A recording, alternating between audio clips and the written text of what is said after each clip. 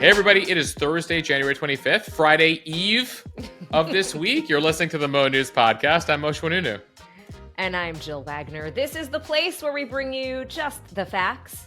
And we read all the news and read between the lines so you don't have to. We're trying to make Friday Eve a thing. Moshe, I thought it was already a thing, which is why I wrote it in the newsletter, wishing everybody last Thursday a happy Friday Eve. That's where I saw it. It's gotten in my head now. I like it. It makes me feel better about Thursday, which, totally. Jill, I think, some people struggle with Thursday because you're there, but you're not there yet. So I feel like Friday Eve makes you feel good about it. Though I should say there was a poll conducted in the U.S. a couple of years ago asking people for their least favorite day of the week and most favorite day of the week, not surprisingly. Saturday, favorite day of the week, followed by Friday, followed by Sunday. Least favorite day, Monday. And then Thursday, interestingly in the poll, the least opinions about Thursday. It is like almost nobody's favorite day and almost nobody's least favorite day. They're totally neutral. They're just like Thursday. I can get behind. You know what? They just no. I'm gonna have opinions on Monday and on the weekend. The rest of these days, not so much. It's true. I feel like there's songs about Monday. Like you've got Sunday blues. No one talks about Thursday. Friday songs. Thursday. There's just generally speaking, it's not appreciated. The most amount of appreciation this day's ever gotten is on this podcast right now. Well, Throwback Thursday was a thing for a while. Correct. That was a way to make Thursday interesting. And then there were people who wanted to make Flashback Friday a thing. And it was like, we already have People are living in the past, Jill. People, they have a lot of good memories and they just too many to, just feature on Thursday. Living in the past? What do you mean, Moshe? The 90s are back for Jill. What do we got in the news today? Speaking of not living in the past, let's talk about some current stuff. For months, the Biden administration has been warning that money was going to run out, and now it is official. The Pentagon has no more money to help Ukraine in its fight against Russia. Back at home, Nikki Haley facing growing pressure to drop out of the GOP primary race against Donald Trump. Speaking of politics, we could all use a little humor. Jon Stewart returning to The Daily Show one day a week until the 2024 election. A whistleblower is out with some key information about who's to blame for that door that blew off of an Alaska MAX 9 jet. A record number of Americans have signed up for Obamacare, but Donald Trump still says it's gotta go. Could a blood test help revolutionize testing for Alzheimer's? We'll tell you about plans for one of the tallest buildings in the world and the tallest in the United States, in Oklahoma of all places. I feel like that old salsa commercial, Jill, where they're like, New York City. I think it was an ad from the 90s where people were like offended that a salsa was coming from New York City. I think those of us in New York are like, Oklahoma's going to have the tallest building? We'll explain. Who do they think they are? And we've talked a lot about tweens and their skincare craze. It turns out 20-somethings are also spending big on cosmetic procedures to prevent aging. One dermatologist says she has a better idea for how they should spend their money. And Moshe is on this day in history. We'll tell you about the big find today, the biggest diamond ever discovered, and where you can see it today.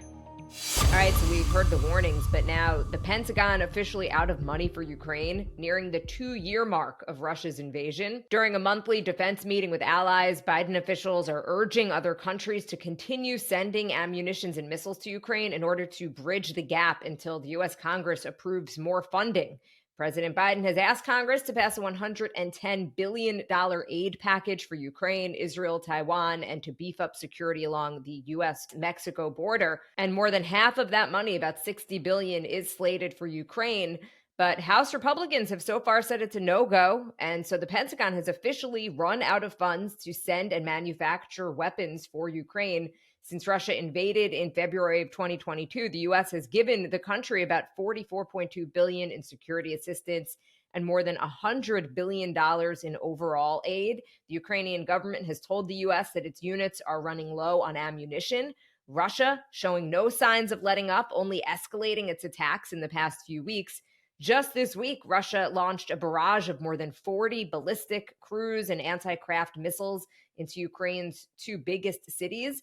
And also said no to any deal backed by Kyiv and allies to end the almost 2-year war. Russia currently occupies about 20% of Ukraine. Yeah, that's an area about the size of Maryland, and that hasn't changed much in the last year. Ukraine had that major counteroffensive that a lot of people were hopeful for, that they could push back the Russians, take back some of the territory that the Russians took in 2022, some of the territory that the Russians took from them in 2022, but not so much last year. The 600-mile basically battle line, they're moving a couple yards, a couple meters every day, but nothing that significant. The Ukrainians saying they need much more in the way of weapons and aid to keep this thing going, because also keep in mind that this has effectively shut down parts of their economy. So a lot of Ukraine is dependent on foreign aid right now, and in particular, aid from the U.S., also as the Russian bombardments continued. They're looking for ammunition, artillery shells, interceptors to deal with all these Russian missiles, cruise missiles that have been coming in, as well as continued air defense. The U.S. Defense Secretary Lloyd Austin, who is now out of the hospital but still recovering at home, was part of this meeting with other defense leaders from around the world, saying, guys, it's your turn now. We need you to dig deep and provide Ukraine with more life-saving air defense systems, interceptors, etc. The last round of money the Pentagon was able to cobble together based on the last round of congressional funding, was about $250 million for Stinger anti-aircraft missiles and other weapons from U.S. stockpiles. Keep in mind, and this is something we went into in the Mo News Premium Instagram feed last week, a lot of this aid actually is spent here in the U.S. So when you see this allocation of billions of dollars, a lot of that goes to U.S. defense plants across the country. The economy in Ohio is actually doing incredibly well in areas based on the spending for Ukraine. So it's money that comes from Congress, goes to defense manufacturers here in the U.S., provides jobs, helps communities, and then those weapons go off to Ukraine. But the money has dried up in the Senate. There have been talks now going a couple months to try to come up with a deal for Ukraine. Jill, you mentioned that deal. The proposal from the White House is $60 billion more for Ukraine, but right now, no agreement. In particular, there's pushback among House Republicans. More than 100 of them say they don't believe we should be giving any more aid to Ukraine. Others calling for much more in the way of accountability.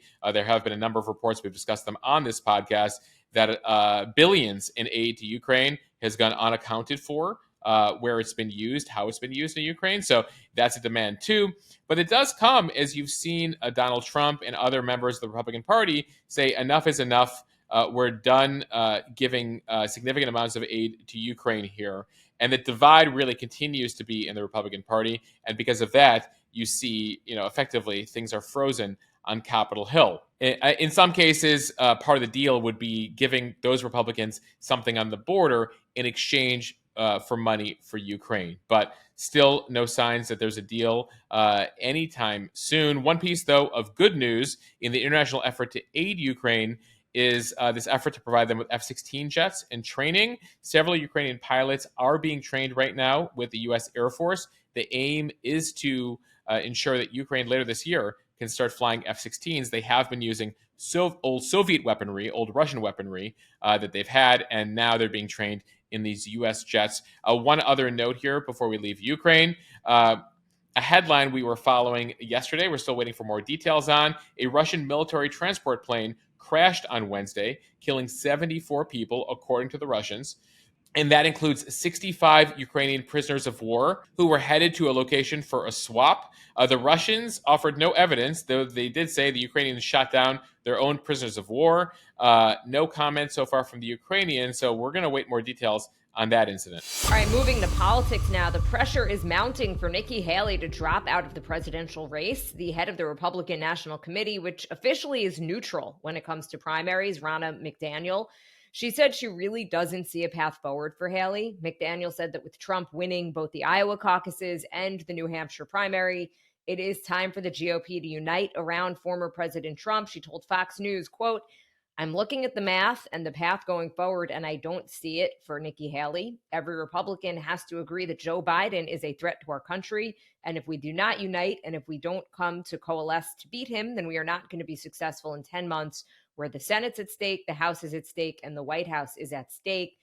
And elected Republicans also calling on the party to unite behind Trump. Senators Rick Scott of Florida, Josh Hawley of Missouri, Governor Sarah Huckabee Sanders of Arkansas, just some of the names rallying around him. Dozens of people coming in the last day for Trump. But Haley so far not looking to leave this race. She's actually out with some new campaign ads in her home state of South Carolina, where she is currently trailing in the polls by about 30 points. In one of those ads, it says President Biden, too old, Trump, too much chaos, and quote, no one wants the rematch between the two presidential frontrunners in their respective parties. Speaking of President Biden, he did get the endorsement Wednesday from the United Auto Workers Union, which also endorsed him back in 2020. So not a huge surprise, even though in 2020, some members did vote for Trump. Yeah, I mean, Haley keeps trying to make the thing happen that majority of Americans don't want those two frontrunners, and that appears to be the case. But no one seems to have told a majority of Democrats and Republicans voting in the primary so far. Jill, Trump continues to finish above 50% in Iowa, 50% in New Hampshire, and Biden got about 55% of write-in candidates in New Hampshire. So for all of the hand-wringing in the Democratic Party about Biden, people literally took a moment to write him in over other opponents. So as I was telling folks on the Premium Insta last night, who asked, like, wait, how did we get here? I said, it's Taylor Swift lyrics. I'm the problem. It's me. If you have anyone to blame for why you have the candidates you have, we, the voters, decide, at least in a couple states. And that's, I know, has been a frustration here. And one of the arguments Haley is making, right? Only 2 states have voted. Why do I have to get out? Well, the party, her party, that she wants to be the nominee for, is trying to push her out. You mentioned the head of the RNC, Ronna McDaniel, who, by the way, we should note, has been a close ally of Trump for a while, even though they have official neutrality. But just the names here, coming out on social media in recent days, the senator from Missouri, Eric Schmidt, writes, it's over. The congressman from North Carolina, Dan Bishop, writes, it's over. In post after post, Republicans said any resistance to Trump's nomination here is futile. The senator from Kansas, Roger Marshall, called any resistance here a charade. Senator Marco Rubio said it's a waste of resources. You have J.D. Vance from Ohio saying it's an act of betrayal against the party, that if Nikki Haley doesn't drop out, she's helping Democrats. So this is something we mentioned in yesterday's pod, that ultimately this would come down to 2 things. 1, what do Republicans in the party say? How much pressure do they put on her? And 2, donors. And we have some developments on that front today as well. Billionaire Reid Hoffman, you might know him as the co-founder of LinkedIn. Big Democrat, actually, but one who gave to Nikki Haley. He's given at least $250,000 to her super PAC in the last year. He believed that Haley had the best chance of beating Trump in the Republican Party and thought it was best to donate money to her. But he's looking at her loss in Iowa, her loss in New Hampshire, and saying, why should I keep dumping money into that campaign? CNBC also reports in the last day that a Republican fundraiser told them that they have 3 clients who each raised $100,000 for Haley, who are now opting out, saying, nope, she's lost a couple times. She didn't win in New Hampshire. I'm not wasting any more money. And so ultimately, they're looking at the calendar, like we laid out on yesterday's pod, and saying, I don't see where she can win here. She's down 30 points in her home state, at least, if not more, in South Carolina. She's going to try to pick off a couple states on March 5th. But does she have a path to the nomination? More donors are saying no. So you got the party and the donors, at least in the 24 hours since New Hampshire took place, starting to close the door on her. So the question remains, how long can she last here? And how will she deal with the pressure she's seeing? It's me. Hi, I'm the problem. It's me. When you said that about the Taylor Swift song, just going back to that really quickly, it's also the system. It is the voters, but the system, but the way that our government is set up does sometimes allow us to elect more extreme candidates and not people who are in the middle. Sure, it's the parties, but who makes up parties? People. Who votes for parties? The voters. So I'm not saying, we can go out there and like change it immediately, and we have, full responsibility here. This is a system that's existed for a while. We've had a 2-party system, etc. But at the same time, for Democrats who are saying, I wish there was an alternative to Joe Biden. Well, if a bunch of you showed up outside the White House and there was a movement for an alternative, they would have to respond to that. At the same time, Republicans are going through the motions right now. There were 13 or so candidates running against Donald Trump. And yet the vast majority of those who are voting and those who are intending to vote in the primaries say, no, I want the previous guy. I want him back again. I want for the third straight election, Donald Trump to be our nominee for president. And so that's where we find ourselves before we point fingers. Okay, fine. We are Just the saying. problem. Just saying, Jill. Okay, time now for the speed read from the Seattle Times. A Boeing whistleblower says that the company misinstalled the piece that blew off Alaska 737 MAX 9 jet. That fuselage panel, known as the plug door that blew off of an Alaska Airlines jet earlier this month, was removed for repair and then reinstalled improperly by Boeing mechanics on the final assembly line. This is according to a person familiar with details of the work who spoke to the Seattle Times. If verified by the NTSB investigation, it would leave Boeing primarily at fault for the accident instead of its supplier, Spirit Aerosystems, which originally installed the panel into that 737 MAX 9 fuselage. Last week, an anonymous whistleblower who appears to have access to Boeing's manufacturing records of the work done Last week, an anonymous whistleblower who appears to have access to Boeing's manufacturing records of the work done assembling the specific Alaska Airlines jet on an aviation website separately provided many additional details about how the door plug came to be removed and then misinstalled. This person writing, quote, "The reason the door blew off is stated in black and white in Boeing's own records. It is also very, very stupid and speaks volumes about the quality culture at certain portions of the business." Moshe, that culture at Boeing also called into question when we saw those two crashes of the 737 MAX 8. Yeah, a lot of questions being asked at Boeing. A lot of this in the fallout of their merger with McDonnell Douglas and how that changed the company years ago. And keep in mind, when you build planes, design planes, it's years in the making. So we're seeing the results of cultural change years down the road. This Boeing insider, the whistleblower, says company records show the 4 bolts that prevent the door plug from sliding up and off the door frame were not installed when Boeing delivered the plane back to Alaska Airlines. That was one of the questions being asked when they saw how cleanly the plug fell off and that there was no stretching or bent metal. They're like, wait, it's possible the bolts were never there that kept the bolts on. And that appears to be the case, at least based on these allegations from the whistleblower. According to them, the work of the mechanics on the door plug should have been inspected and signed off by a Boeing quality inspector. It wasn't, they wrote, because of a process failure and the use of 2 separate systems to record what work was accomplished. So a messy situation that, of course, could have led to deaths. Again, this is just an allegation against Boeing, but significant that this now takes Spirit out of the mix. Spirit, by the way, not Spirit Airlines, Spirit Aerosystems, a separate company. And the focus here is Boeing. The system for producing the 737 is described by this person as, quote, "a rambling, shambling disaster waiting to happen."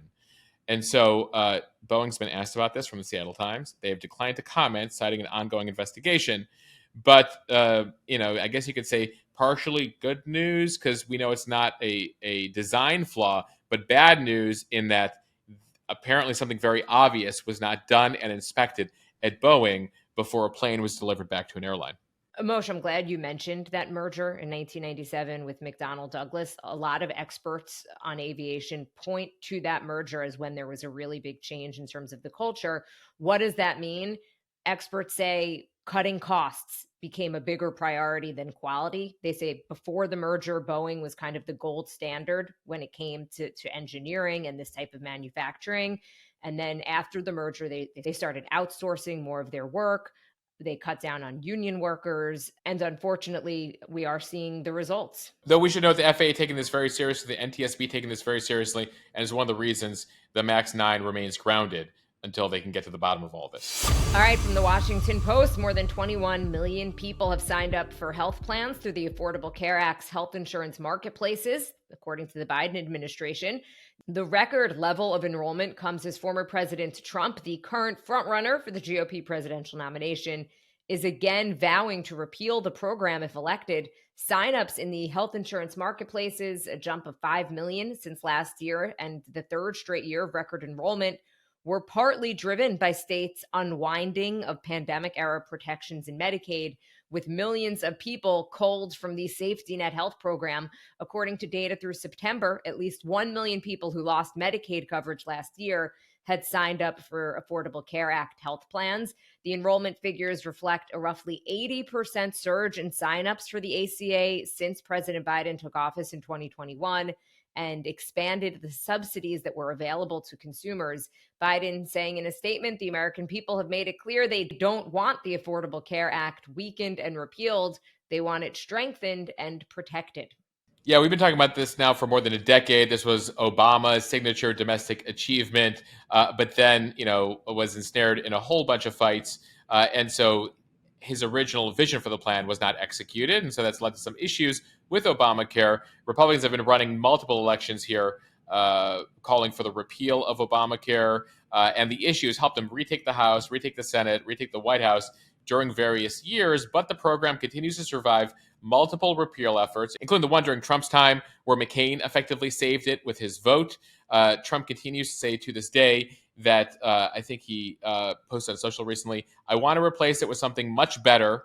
Obamacare sucks, he wrote.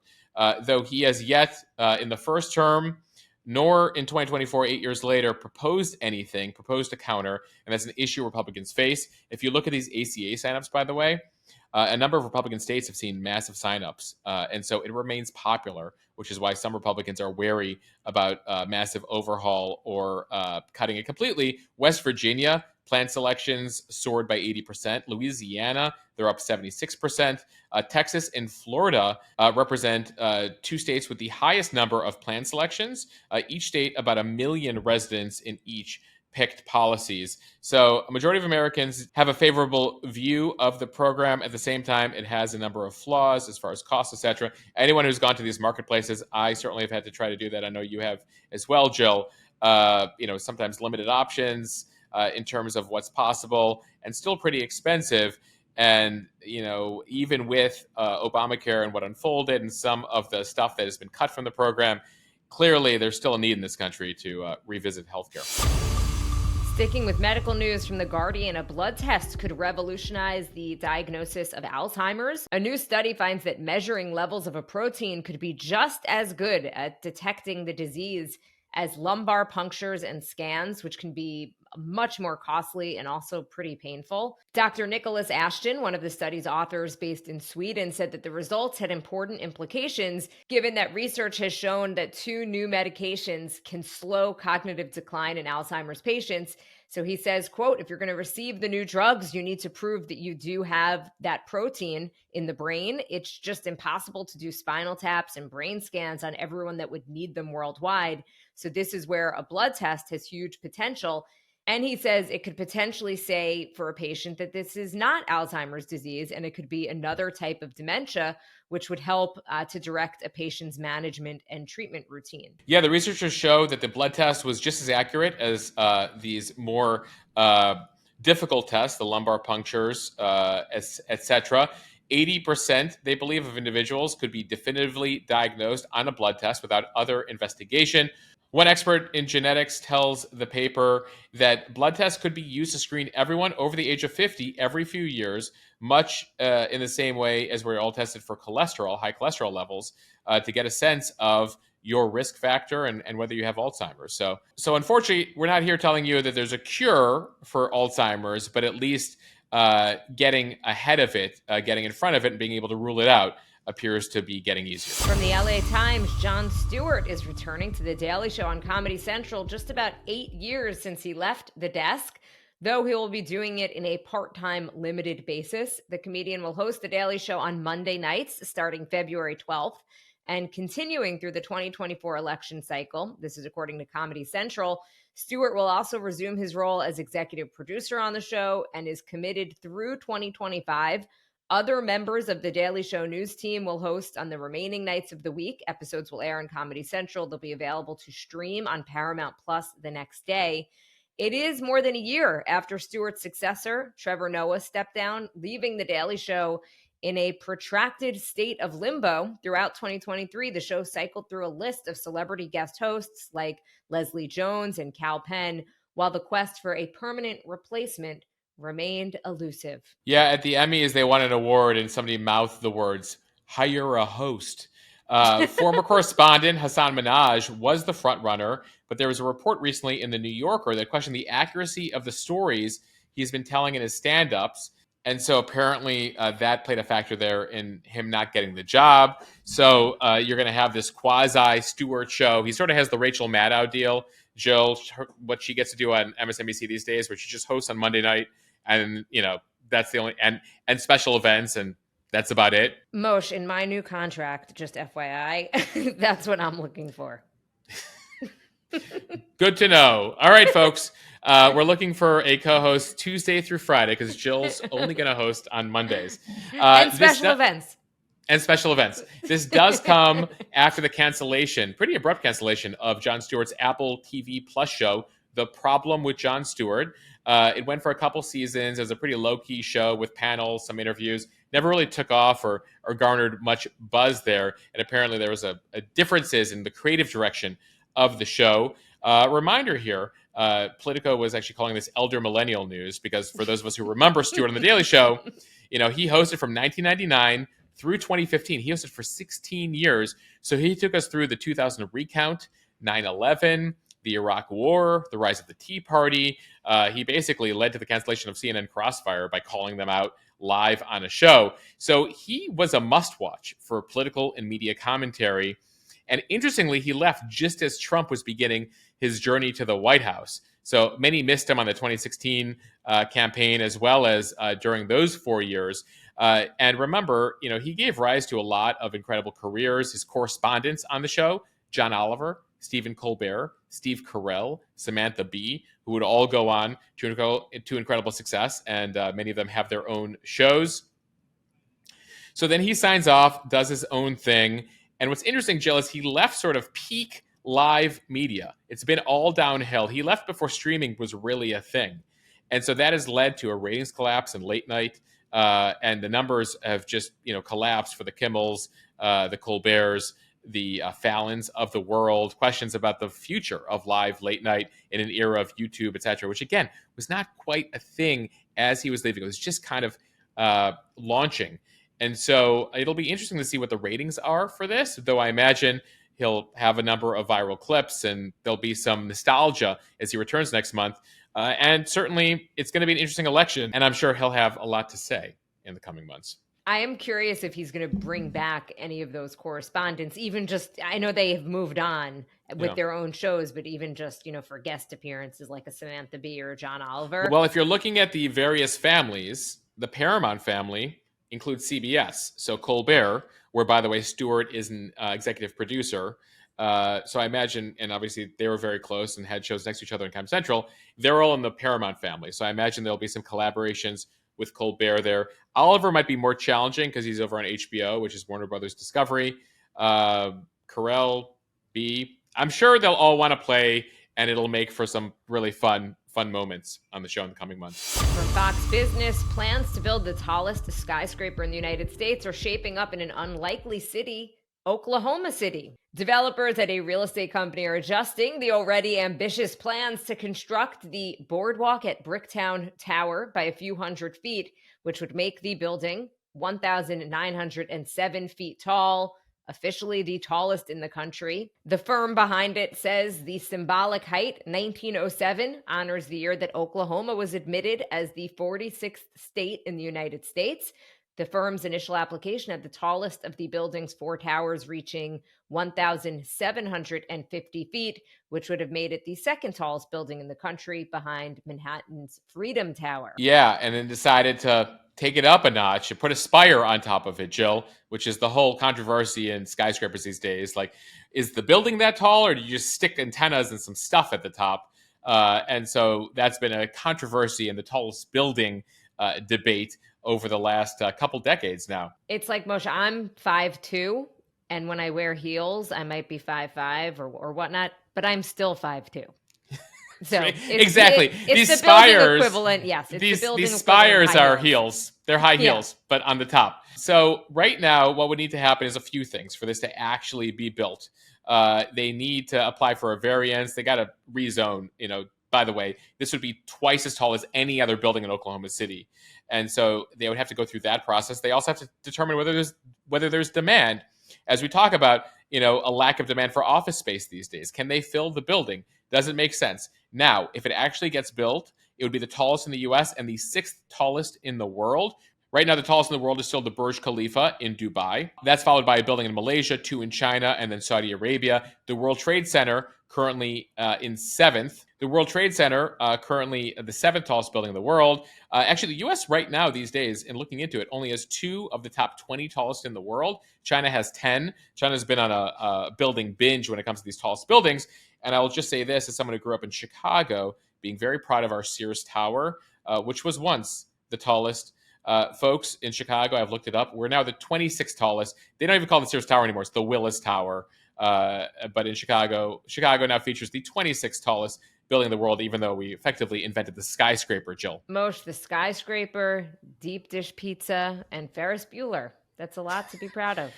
Listen, we'll take it. We've done some other stuff in Chicago, too, but we'll take that list right there. Back to and Kevin McAllister. Home Alone. Yes. We've been the site of many great films, Jill. Back to Oklahoma, though, for a second. So this is going to involve 5 million square feet. Apparently, over 1,700 residential units, 2 Hyatt hotels, condos, and then a lot of commercial and community space. They say if the demand isn't there, they're going to shorten the tower. They're also building 2 shorter buildings as part of this complex. It's expected that construction would not take place for a couple of years here. And so we'll see if Oklahoma City ends up having the tallest building in America. We'll track it from here, America's current home of the tallest building, New York City. Well, they could shorten the tower, but just lengthen the spire. Like if they They can't could do that. They could build a 10-story building with a 1,000-foot spire, Jill. Anything's possible. It's still the tallest. And finally, from CNN, 20-somethings are paying up for cosmetic procedures to prevent aging. A growing number of people under 30 years old in the U.S. are shelling out thousands of dollars for cosmetic procedures like fillers, skin resurfacing treatments, and neuromodulator injections, things like Botox. This is according to the American Society of Plastic Surgeons. The FDA approved Botox for cosmetic use more than 20 years ago. And although most Botox recipients are middle-aged, dermatologists and plastic surgeons say that they are now catering to a new group of patients, Gen Zers. Getting started early. One New York City dermatologist telling CNN that the median age of her clientele gets younger every single year. Some patients come into her office for Botox for wrinkles, she says, that don't even exist. She says they're coming in without any lines or built-in markings on their skin. It's just that they have a fear of aging. And experts say this focus on looking perfect, even trickling down to elementary and middle school age children on social media, as Sephora kids gain a reputation for buying skincare products designed for older people. Moshe, we've talked about Sephora kids and their skincare before.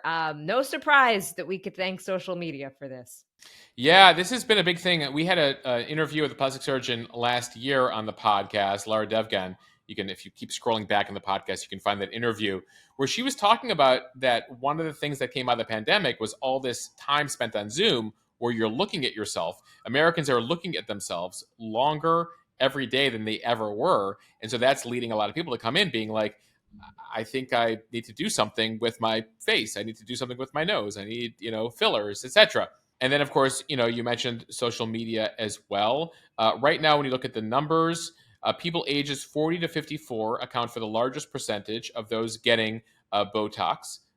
About 57%, 5 million people who are getting those injections. But in recent years, the number of people 19 and younger receiving Botox increased by 75%. So I don't know the raw numbers here, but their numbers are rising, as are the 20 to 29-year-olds. I don't know what people under 19 are doing getting Botox, Jill, but apparently that is a thing. Or how they're affording it. Well, parents. It's expensive. Well, mom and dad. Very nice. The big thing that's driving this primarily is a preventative or baby Botox, injecting Botox into an area on the face that has no defined wrinkles with the goal of keeping them from forming, God forbid. I say this as I stare at the lines on my face as record this podcast. Some plastic surgeons interviewed for this piece, by the way, tell anyone under 21 who have no lines, save your money and go take a vacation in Europe. I love that advice. Wait, my daughter once looked at my forehead. I guess I was just like smiling really big and was like, why do you have a rainbow on your forehead? I guess all the wrinkles. And I'm like, though I like that. I like calling it a rainbow, Jill. That sounds amazing. Everyone should have a rainbow. And Moshe, I was not upset. I felt like these are my lines from living and laughing and making funny faces. There you go. Good perspective on this day. Speaking of on this day in history, as we always do at the end of the podcast, we begin in 1905. During a routine inspection of a mine in Pretoria, South Africa, a superintendent discovered a 3,106 carat diamond weighing just over 1 pound. It's still the largest diamond ever found. Again, just over 3,100 carats. The stone, called the Cullinan, after the owner of the mine, his name was Cullinan, was given to Britain's King Edward VII as a birthday gift.